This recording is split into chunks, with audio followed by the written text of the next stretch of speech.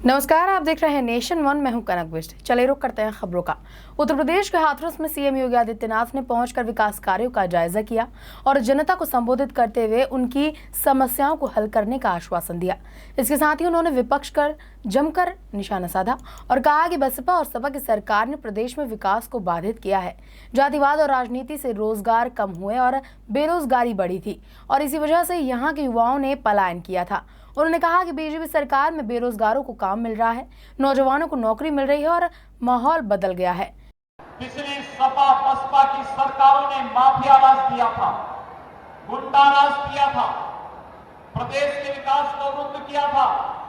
पहले से जो उद्यम यहाँ पर थे वे बंद होते गए, नया निवेश बंद हुआ, उसके कारण यहाँ पर रोजगार का भीषण संकट खड़ा हुआ। हम लोगों ने जीरो टॉलरेंस की नीति पर कार्य करना प्रारंभ किया, प्रदेश के अंदर माहौल बदला। नेशन वन से सौलत जबी की रिपोर्ट।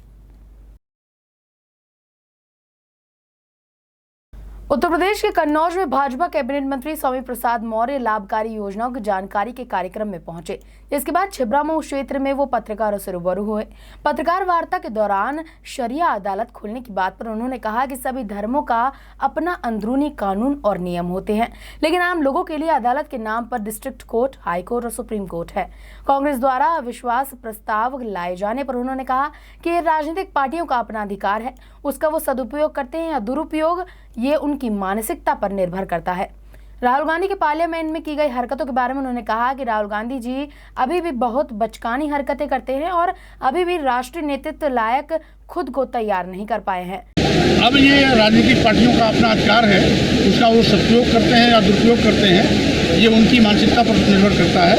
लेकिन इसी बहाने राहुल गांधी जी जो कभी पार्लियामेंट में दिखाई नहीं पड़ते हैं, इस अविश्वास प्रस्ताव के बहाने पहली बार वो अपने बोलने की भड़ास निकाले और बोल करके जिस तरीके से उन्होंने नाटक दिखाया सदन के अंदर कि बोलने के ठीक बाद प्रधानमंत्री के गले में जाकर के लिपट गए। कन्नौज से जितेंद्र द्विवेदी की report.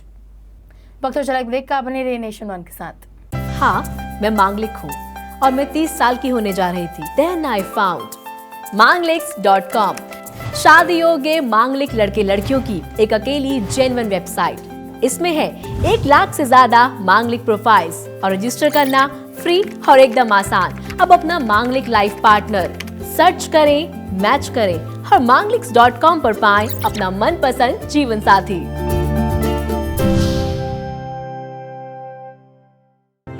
To register on Manglix.com, use promo code Nation1।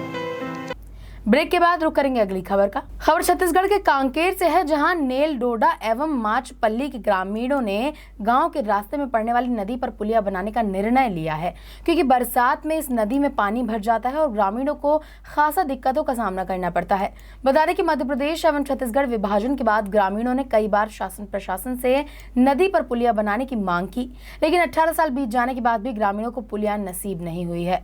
इसी कारण ग्रामीण बास बल्ली से पुलिया का निर्माण करने को मजबूर हैं। बहुत साल, कम से कम 16 साल हो गया। पहले मंगतूराम विधायक था, उसको भी 1-2 बार दिया। विक्रम उसेंडी तो जब से है वहाँ से हम लोग हर समय दे रहा है। रायपुर में भी जाके ना 2-3 बार दे दिया और यहाँ पखांजूर में जब आता है ना तब हम लोग देते हैं। यहाँ से तो कम से कम 100-150 गाड़ी रोज जाती है मोटरसाइकिल। गोड़ा गांव में है और पखांजूर में है। कांकेर से देवनाथ की रिपोर्ट। उत्तर प्रदेश में बदहाल हो चुकी स्वास्थ्य सेवाओं के चलते परिजन मरीज को ठेलियों और चारपाई से अस्पताल पहुंचाने को मजबूर हैं। ऐसा ही एक मामला उत्तर प्रदेश के चंदौली जिले में देखने को मिला, जहां अज्ञात बदमाश के हमले से घायल मरीज के लिए घंटों तक एम्बुलेंस का इंतजार करने के बाद परिवार वाले उसे ठेली पर लादकर 5 किलोमीटर दूर अस्पताल पहुंचे। वहीं इस पूरे मामले पर अपर जिला अधिकारी का कहना है कि मामला संज्ञान में आया है, जांच के बाद कार्रवाई की जाएगी।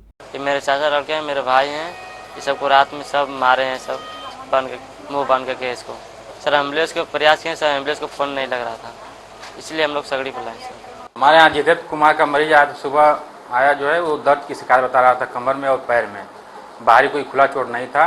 मरीज का हमने जो है मेडिको लीगल बनाया, प्राथमिक उपचार किया और एक्सरे के लिए जिला अस्पताल चंदौली रेफर कर दिया। चंदौली से अजय राय की रिपोर्ट। फिलहाल मेरे साथ इस बुलेटिन में सिर्फ इतना ही। देश दुनिया की तमाम बड़ी खबरों के लिए आप बने रहे नेशन वन के साथ। नमस्कार।